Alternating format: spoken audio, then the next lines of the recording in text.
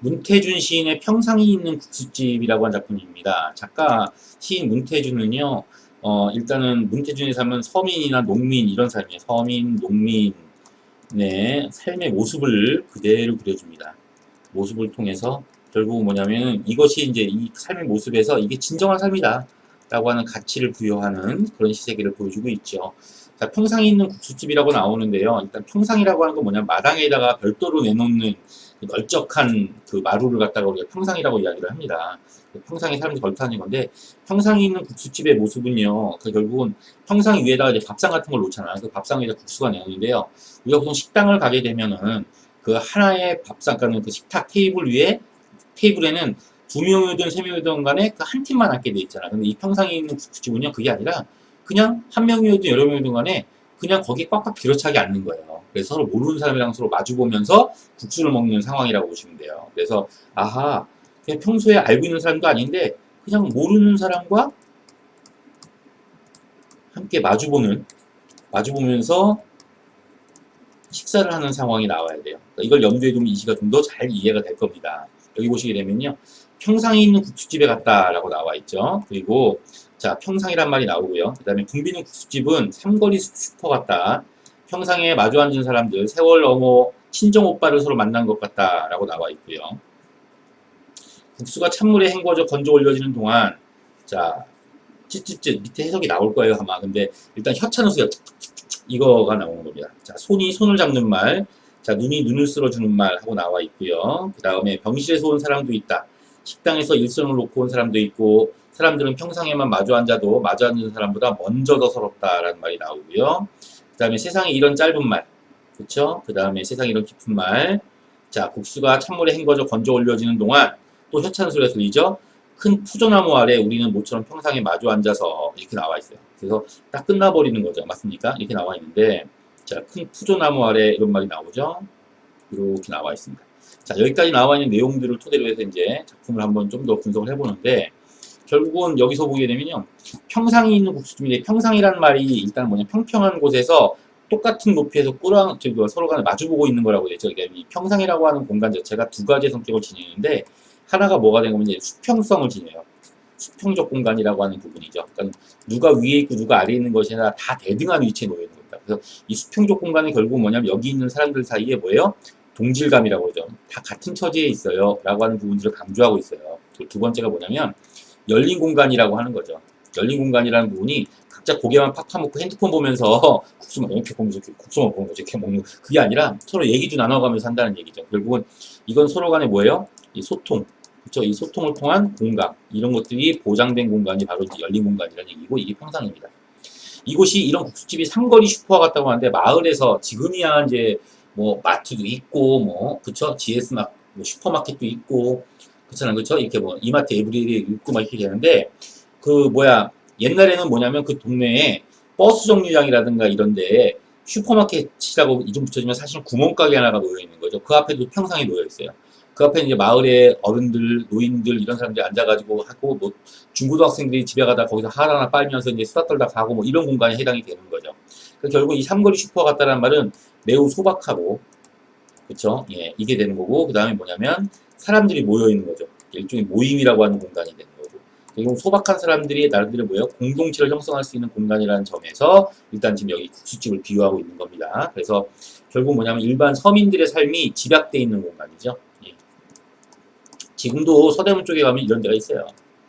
자, 그래서 이 평생에 마주하는 사람들은 생전 처음 보는데 친정 오빠를 서로 만난 것 같다라고 돼 있잖아요. 그러니까 이게 친지와 같다는 얘기예요. 그쵸? 이렇게 나와 있는데 결국 이것도 뭐냐면은 살아온 삶이 비슷해. 그러니까 삶의 동질성이야.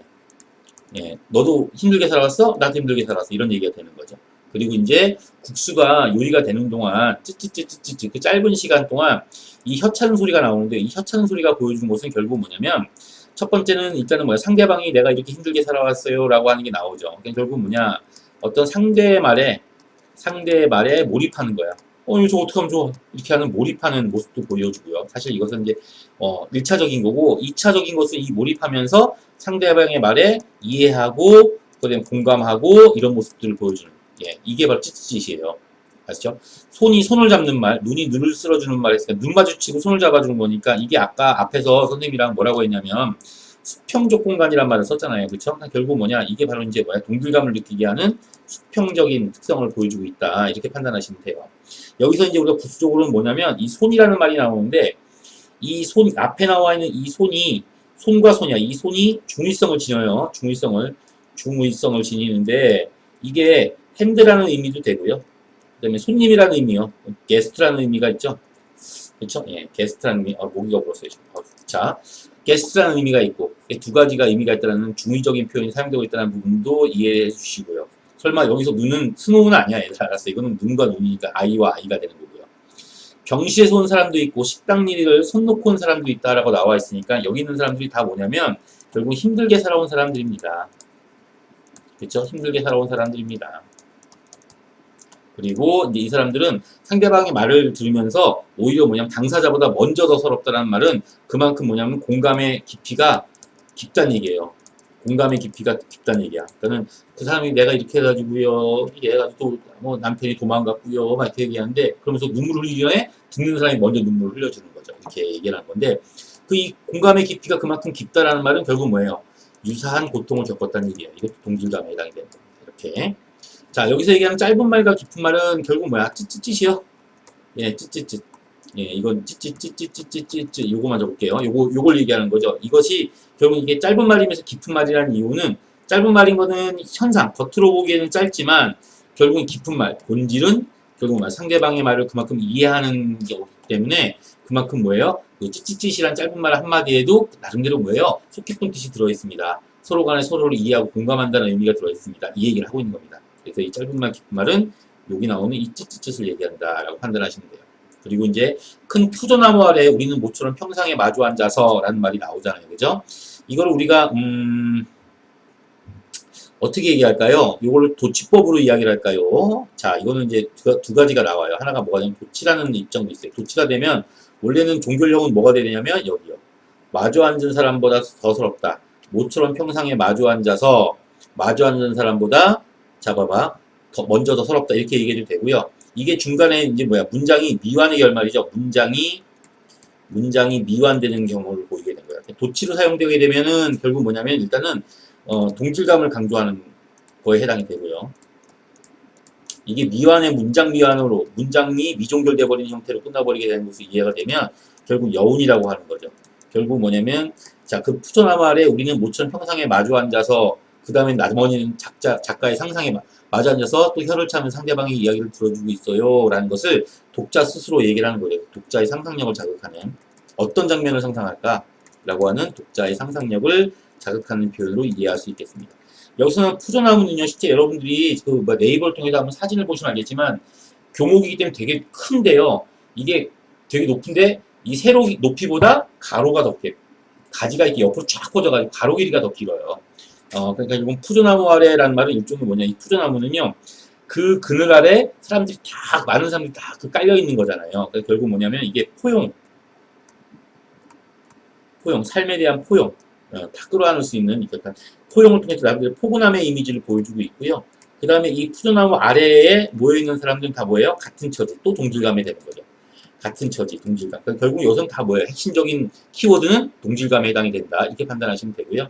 이 포근함이 이제 여기서 푸조에서 푸라는 말이 주는 어감도 마찬가지로 중요하지 않지만 어감도 나름대로, 근데 이 어감이 결국 뭐야? 포근함, 푸근함, 뭐 이런 것들을 보여줄 수 있는 연상하게 만드는 어감을 지니고 있다는 점에서도 우리가 한번 짚어볼 만한 문제라고 봅니다. 사소한 일까지 고치게 되면. 결국은, 자, 이 시는 결국은 뭐가 되는 거예요? 서민의 삶의 공간이죠. 진정한 어떤 삶의 공간은 삶의 공간이 지니는 가치야. 삶의 공간에 가치가 있는데 이 공간의 가치는 결국 뭐가 되냐면 다른 사람과 서로 간에 공감하고 교감하는데 진정한 삶의 가치가 있다는 사실을 이게 국수집의 풍경을 통해서 보여주고 있는 작품이라고 할 수 있습니다. 자, 이 작품 분석은 여기까지입니다.